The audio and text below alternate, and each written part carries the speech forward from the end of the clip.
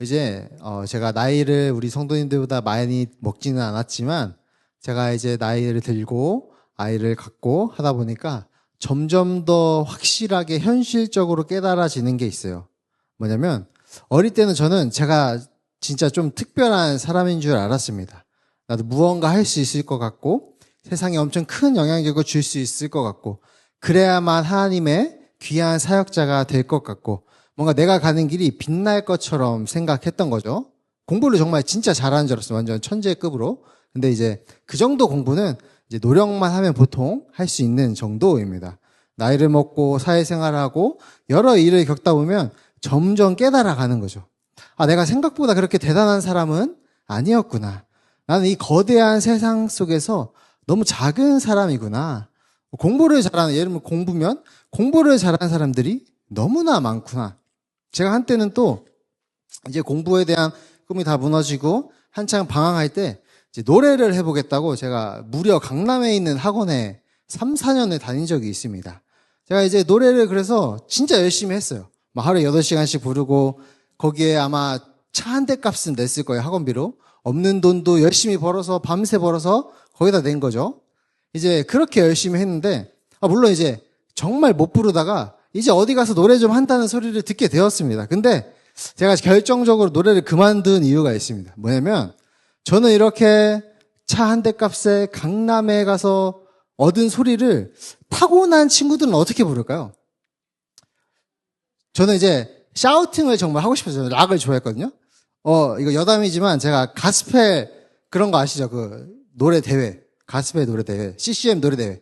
거기 가서 제가 락을 불렀다가 락 찬양을 했다가 바로 탈락한 적이 있습니다. 제가 락을 좋아하기 때문에. 아무튼 그래서 저는 샤우팅을 엄청 이제 되게 소망했고 그것을 정말 노력한 끝에 얻게 되었습니다. 할 수 있어요. 저는 3옥타브 레까지 낼 수 있습니다. C까지 낼 수 있습니다. 근데 제가 이제 어느 날 이제 정말 잘하는 친구, 저보다 훨씬 잘하는 친구들 물어. 너 샤우팅 언제부터 했니? 나 그냥 어느 순간 그냥 자다 일어나서 했는데 되던데? 이제 그런 거예요. 재능이란 그런 겁니다. 가만히 있어도 티가 나는 게 재능이에요. 완전히 우리 눈에 보기에 빛나는 재능들인 거죠. 완전 특출난 그런 재능들은 사실 아주 소수입니다.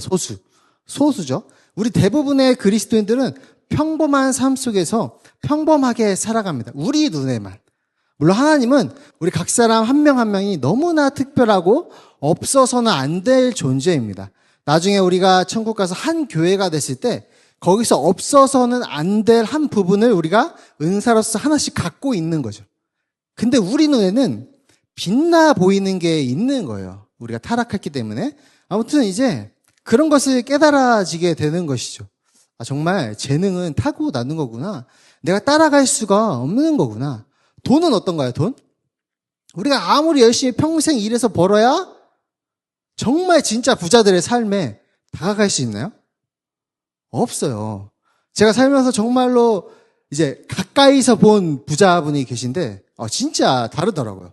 돈은 저런 정도로 벌어야 부자라고 할 수 있는 거구나. 저 정도 사업을 하시는데, 빚을 하나도 내지 않고 사업하시는 게 이제 자기의 신념이라고 하시면서 모든 빌딩과 상가와 모든 것을 빚 없이 현금으로 사시더라고요. 그러니까 이게 그만큼 부자이신 거죠. 우리가 아무리 벌어봐야 조금 벌었다고 우리는 좋아하지만 사실 엄청난 권력 앞에서는 아무것도 아닌 것을 느끼게 되는 것이죠. 내가 아무리 노력해도 세상에는 돈과 권력과 자리와 구조가 있습니다. 내가 아무리 억울해도 내가 생각할 때 내가 아무리 옳은 것 같은데 그 힘 앞에서는 어떤가요?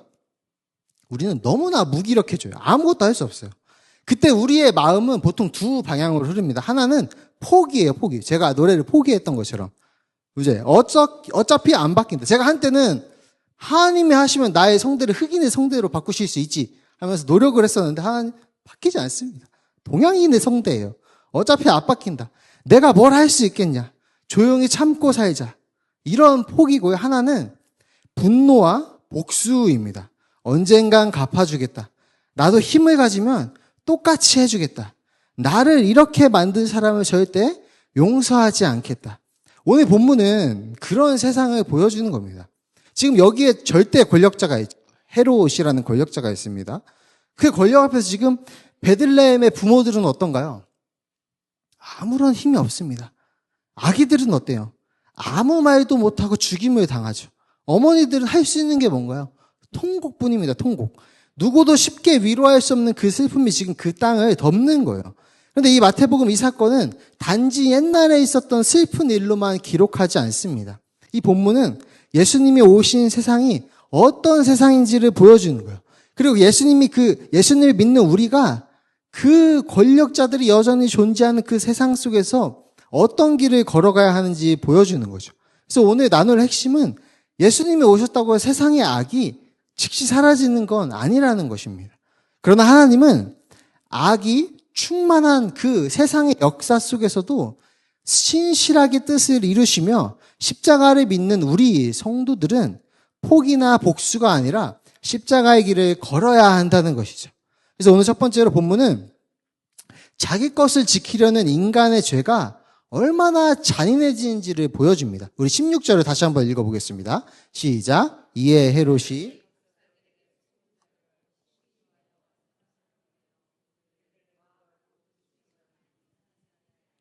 박사들에게 자세히 알아본 그 때를 기준하여 부터 그 아래로 다 죽이니. 헤롯 지금 박사들에게 속은 줄 알았습니다. 실제로 박사들이 악한 의도를 가지고 헤롯을 속인 것은 아니죠. 하나님께서 꿈으로 지시하셨고 박사들은 다른 길로 고향에 돌아갔습니다. 그러나 헤롯은 그것을 지금 그렇게 받아들이지 않은 거죠. 내가 당했다. 내가 세운 계획이 무너졌다.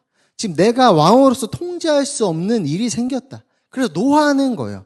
이 원문상으로도 단순히 기분이 상했다 그 정도가 아니라 격렬한 분노를 나타냅니다. 자기의 통제권이 흔들릴 때 헤롯 안에 있던 악이 폭발한 것입니다. 왜 이렇게까지 하죠? 자기 왕권을 지키기 위해서입니다. 자기 자리를 지키기 위해서죠. 자기 손에 쥔 것을 놓치지 않기 위해서입니다. 동방박사들이 유대인의 왕으로 나신 이를 찾는다고 했을 때 헤롯은 그것을 구원자의 탄생으로 듣지 않았습니다. 자기의 자리를 위협하는 소식으로 들은 거죠.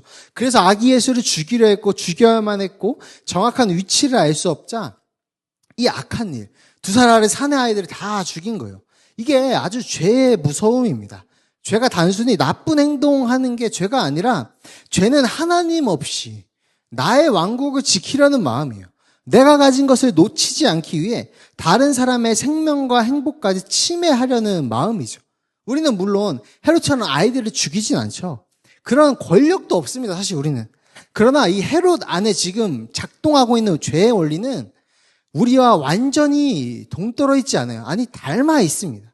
내 자리를 지키고 싶은 마음, 나의 체면을 지키고 싶은 마음, 내 이익을 지키고 싶은 마음, 내가 손해보고 싶지 않은 마음, 내가 무시당하고 싶지 않은 마음, 그 마음이 힘을 갖게 되면 어떻게 되는 거죠? 약한 사람을 짓밟는 거예요. 그 마음이 조직을 만나면 억울한 사람의 이익을 막는 거예요. 그래서 저는 제가 이제 기독교 세계관이라는 강의를 들었을 때 교수님이 이런 말씀을 하시더라고요. 저희는 당연히 기독교인들이 힘을 갖고 영향력을 가지면 그것으로 세계에 영향력을 끼치고 뭔가 모여서 힘을 끼치는 것이 당연하다고 생각했습니다. 근데 이런 마음은 안 된다는 거. 우리가 진리를 수호하기 위해서 힘을 모으는 건 마땅하지만 이런 마음, 세상에 우리를 억압하니 우리 교회가 힘을 가져서 저들을 눌러버려야지. 이런 의도로 힘을 가지고 모이는 것은 옳지 않다고 설명하시더라고요.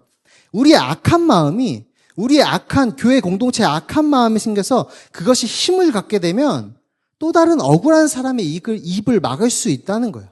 그 마음이 가정 안에 들어오면 가족을 상처 입히게 되죠. 그 마음이 교회 안으로 들어오면 어떻게 되나요? 권력을 갖고 힘을 가지면 신앙의 언어로 사람을 누를 수도 있습니다. 헤롯은 지금 자기 것을 지키기 위해서 남을 죽이죠. 근데 예수님은 남을 살리기 위해서 자신을 내어주시는 겁니다. 이 차이가 복음이에요. 본문은 우리에게 단순히 나쁜 헤롯을 봐라 지금 얼마나 나쁘냐 이것이 아니라 우리에게 묻는 것 같습니다. 너는 무엇을 지키기 위해 살고 있냐? 너는 내 것을 지키기 위해서 누군가를 해치고 있지는 않는가? 너는 억울함 속에서 헤롯의 방식으로 똑같이 안 믿는 사람들과 똑같이 반응하고 있지는 않냐. 이렇게 묻고 있는 것 같다는 거죠. 그래서 자기 것을 지키기 위해서 남을 무너뜨리는 헤롯의 길이 아니라 십자가의 길을 따라 사람을 살리는 성도님들 되시기를 주님으로 축복합니다. 둘째로 예수님이 지금 오셨지만 세상의 애통은 어때 보이나요? 즉시 사라지지 않습니다. 우리 17절과 18절 읽어보겠습니다. 시작.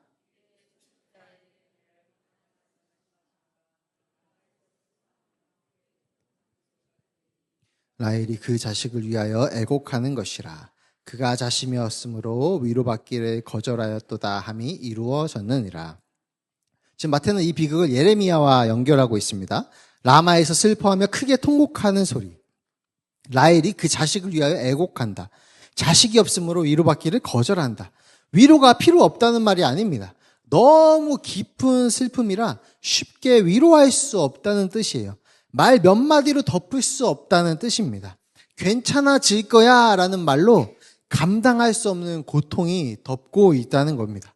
예레미야 시대에는 자녀들이 포로로 끌려가는 것을 바라보면서 애통하는 부모님들의 슬픔이 있었죠.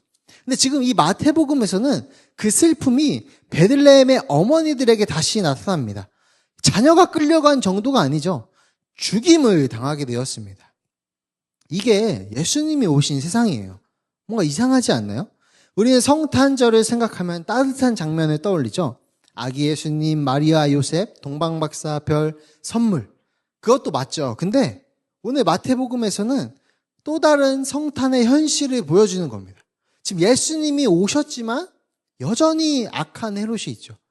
예수님이 오셨지만 너무나 잔인한 사륙이 있습니다. 예수님이 오셨지만 라헬의 통곡이 있어요. 깊은 슬픔이 있는 거죠. 그래서 우리는 잘못된 기대를 사실은 수정해야 합니다. 예수님을 믿는다고 세상의 악이 즉시 사라지는 것은 아닙니다. 예수님을 믿는다고 고난이 없어지는 것도 아니죠. 예수님을 믿는다고 억울한 일을 전혀 당하지 않는 것도 아닙니다. 우리가 이것을 많이 들었지만 어려울 때가 진짜 내가 억울한 일을 만났을 때예요. 하나님을 믿는데. 아무리 제가 목회자지만 억울한 일을 만나면 어떻게 생각할까요? 예수님 믿는다고 그래 고난이 오는 건 아니지 이게 먼저 떠올릴까요? 아닙니다. 화가 먼저 나죠. 억울한 일을 당하면 화가 먼저 나고 왜 나한테? 왜 나한테라는 의문이 먼저 떠오르기 시작합니다. 이것을 잘못 떠올리면 잘못 처리하게 되면 하나님에 대한 불평과 원망으로 이어지게 되고 제대로 신앙생활을 할 수가 없게 되는 거죠. 하나님에 대한 오해를 갖게 되는 겁니다. 참으로 예수님을 믿고 십자가의 길을 걸으려 하면 어때요? 오히려 어려움이 더 선명하게 다가올 때도 있는 거죠. 한참 안 나오던 우리 모건이 마음을 먹고 나오려고 그 주일에 하면 어때요? 하필 그 주일에 바쁜 일이 또 생깁니다. 그죠?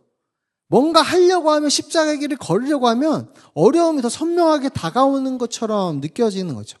왜냐하면 예수님은 세상과 타협하러 오신 분이 아니기 때문입니다. 예수님은 헤롯의 질서를 인정하러 오신 분이 아니에요. 예수님이 하신 일은 세상의 악을 드러내고 그 악을 십자가로 심판하고 구원하시기 위해 오셨기 때문입니다. 그러면 우리는 예수님이 오셨는데 여전히 슬픔이 있다면 절망해야 하나요? 아닙니다. 마태가 여기서 예레미야를 인용한 것은 단지 슬픔을 말하기 위해서가 아닙니다. 왜냐하면 예레미야 여기 인용한 그 장에는 애곡만 있는 것이 아니기 때문이에요. 왜냐하면 그 뒤에는 회복의 약속이 있습니다. 우리 같이 읽어보겠습니다. 예레미야 31장 16절과 17절입니다. 시작. 여호와께서 이와 같이 말씀하시니라.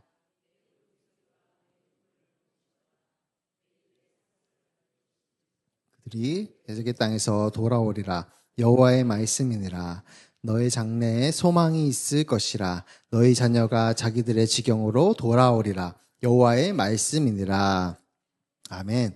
너의 장래에 소망이 있을 것이라. 라헬의 통곡은 가짜였나요? 진짜입니다. 고통은 진짜예요. 근데 베들레헴의 피 흘림도 진짜죠. 이 세상의 악도 진짜예요. 우리가 당하는 현실인 거죠. 근데 마지막은 그게 끝이 아니라는 거예요. 하나님은 애통을 모른 척하지 않으십니다. 하나님은 악을 선하다고 부르지 않으십니다. 그러나 하나님은 그 악이 하나님의 구원의 뜻을 무너뜨리게 절대 두고 보지도 않으신다는 거죠. 헤롯은 예수님을 죽이려고 했지만 실패하게 되잖아요. 헤롯은 자기 왕권을 지키려고 했지만 결국 죽게 되었습니다. 하나님은 아기 예수를 보호하셨고요. 그 예수님은 때가 되었을 때 십자가로 나아가셨습니다. 그래서 우리는 균형을 가져야 한다는 거예요.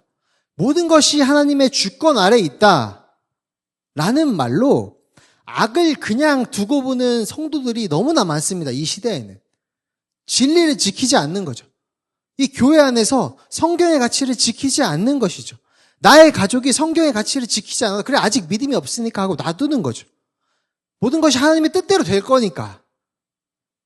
반대로 그러니까 억울한 일을 당해도 아무 말도 하지 말라는 것이 아니라 회사의 악한 구조나 부당한 일에 대해서 포기하라는 뜻이 아닙니다.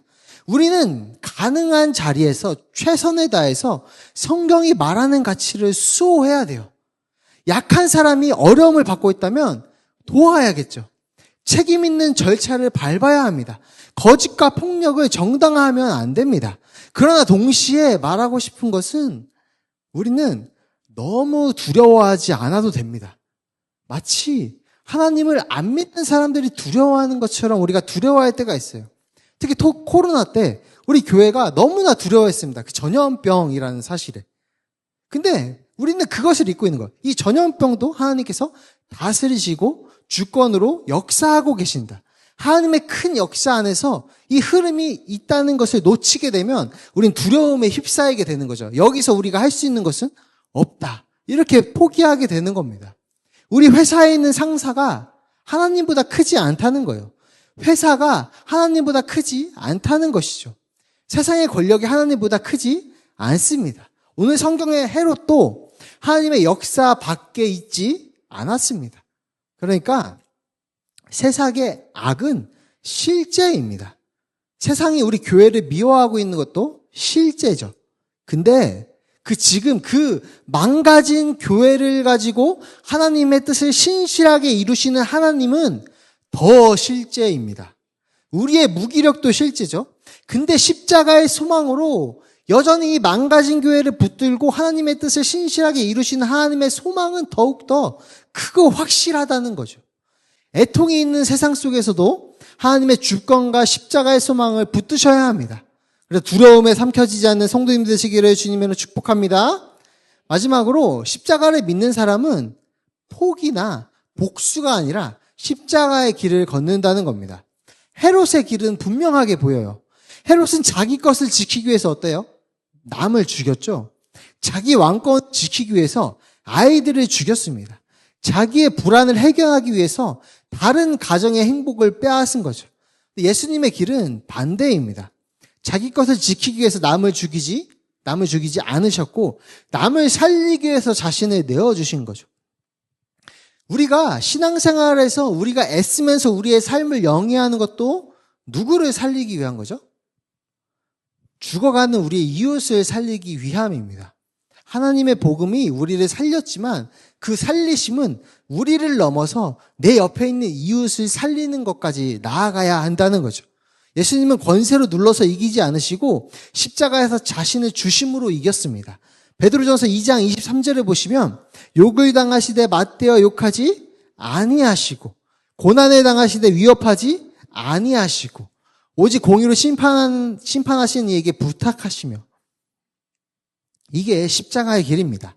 십자가의 길은 아무것도 하지 않는 길이 아닙니다. 숙명론이 아니에요. 어차피 그렇게 될 거지 하고 놔두는 게 아니라 보고도 모른 척하는 길이 아니라 하나님께 맡기기 때문에 복수하지 않는 거예요. 하나님께 맡기기 때문에 하나님의 공의를 믿기 때문에 절망하지 않는 거죠. 사실 안 믿는 사람들한테는 이게 더 두려운 거예요. 왜냐하면 그들은 지금 모르고 있지만 우리가 심판을 하나님께 맡긴다는 것은 우리가 심판하는 것보다 하나님의 공의는 더욱더 냉정하고 철저하고 정의롭기 때문에 사실 악인들에게는 좋은 소식이 아니에요. 근데 지금은 그들이 승승장구하는 것처럼 보일 뿐이죠. 하나님의 주권을 알기 때문에 두려움에 끌려가지 않는 것입니다. 우리는 자주 이렇게 말하죠. 나는 원래 이런 사람이야. 내 성격이 원래 이래. 나는 이런 상황에서는 이렇게밖에 못해. 근데 십자가를 믿는 우리는 내 성격이 마지막 기준이 아닙니다. 나를 지으신 분이 하나님이시고 구속하신 분이 예수님이시고 내 안에 역사하시는 분이 성령님이신데 우리는 왜 그렇게 말하는 건가요? 우리는 이렇게 물어야죠. 하나님, 지금 내가 이 나의 지인의, 나의 가족의 말에 내가 이렇게 반응하고 있는 게 나의 성격대로 반응하고 있습니까? 십자가를 따라서 반응하고 있나요? 주님, 제가 내 것을 지키기 위해서 사람을 해치고 있나요? 주님께 맡기고 선을 행하고 있습니까? 주님, 제가 지금 두려움 때문에 도망치고 있나요? 믿음으로 해야 할 일을 끝까지 하고 있나요? 이렇게 물어야 한다는 거죠. 로마서 12장 21절 한번 같이 읽어보겠습니다. 시작. 악에게 지지 말고 선으로 악을 이기라. 이 악에게 진다는 표현. 진다는 표현은 뭘까요? 악에게 지게 된다는 것은 뭘까요?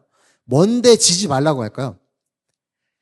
우리가 이 억울한 일을 당할 때 그냥 손해를 보고 끝나는 게 악에 지는 게 아니에요. 여기서 악에 진다는 표현은 악한 사람 때문에 우리도 나도 저렇게 해야겠다. 악한 방식으로 우리가 변해가는 게 악에게 지는 겁니다. 악을 닮아가는 게 악에게 지는 거예요. 우리가 회사에서 일할 때 나 빼고 다 이렇게 대충 해도 회사가 굴러가요. 그래서 나도 대충 하는 거예요. 그게 악을 닮아가고 악에게 지는 겁니다. 나도 대충 해도 회사가 굴러가지만 나는 선하신 하나님의 자녀이기 때문에 정석대로, 원래 하는 대로, 원래대로 선하게, 정직하게 행동하려고 노력하는 것입니다. 제가 우리 주일학교 아이들에게 항상 비유를 듣는 말이 있어요. 우리 여기 교회 앞에 아이스크림 깔 때, 거기 짧은 횡단보도 있죠? 거기 무단횡단 해도 되잖아요, 그 정도는. 그죠? 남들 안 볼 때. 저도 한번 해봤어요. 그죠? CU 편의점 가면서. 근데 다 무단횡단하고 해도 아무렇지 않아요. 사실 그 정도 거리는. 그렇지만 지키려고 노력하는 거. 여기서부터 시작되는 거예요. 악한 사람, 악한 방법에 악에게 지지 말라는 거, 악을 닮아가지 말라는 거. 그런 작은 하나하나부터 선을 행하려고 노력하는 겁니다. 그래서 십자가는 우리에게 다른 길을 보여주는 거죠. 예수님은 폭력으로 폭력을 이기시지 않으셨습니다. 권력으로 권력을 제압하지 않으셨습니다. 자신을 내어주고 죄와 사망을 이기셨다는 거죠. 그러므로 이 십자가의 길은 패배하는 것처럼 보이나 패배하는 것이 아닙니다. 하나님의 방식으로 이기는 길입니다. 당장은 그들이 이기는 것 같지만 결국에는 하나님의 방식이 이기게 되었습니다. 그래서 우리 성도 여러분, 억울한 일을 당할 수 있죠. 무기력한 현실 앞에 설 수 있습니다. 해롭과 같은 세상의 힘 앞에서 떨릴 수 있습니다. 라마의 통곡 같은 깊은 슬픔을 겪을 수 있죠. 그러나 너무 두려워하지 않으셨으면 좋겠습니다. 왜냐하면 헤롯은 강해 보였지만 영원하지 않았습니다. 라헬의 통곡은 깊었지만 마지막 말씀이 아니었어요. 세상의 악은 실제였지만 하나님의 구원 계획을 절대 막지 못했습니다. 십자가는 약해 보였지만 거기서 하나님은 세상을 구원하셨습니다. 그러므로 포기하지 마시고 복수하지도 마시고 두려움에 삼켜지지도 마시고 우리가 해야 할 일을 묵묵히 하는 거예요. 묵묵히 하루하루를 살아가는 겁니다. 해야 할 선을 행하고 도와야 될 사람을 돕고 적당히 손해보면서 사는 거예요. 말해야 될 진리를 수호하고 성경대로 살려고 노력하는 겁니다. 이웃의 우리 약자들을 지켜내는 거예요. 교회에 힘든 사람을 위로하는 거죠. 그게 하나님께서 우리에게 원하시는 방식이고 하나님께서 먼저 보여주신 방식입니다. 그래서 십자가는 우리에게 말합니다. 내 것을 지키기 위해서 남을 더 이상 해치지 않아도 된다. 억울함 속에서 나에게 맡길 수 있지 않느냐. 악에게 지지 않고 선으로 악을 이길 수 있는 것을 내가 보여주지 않았냐. 세상의 권세를 두려워하되 하나님보다 크게 생각하지 않아도 된다.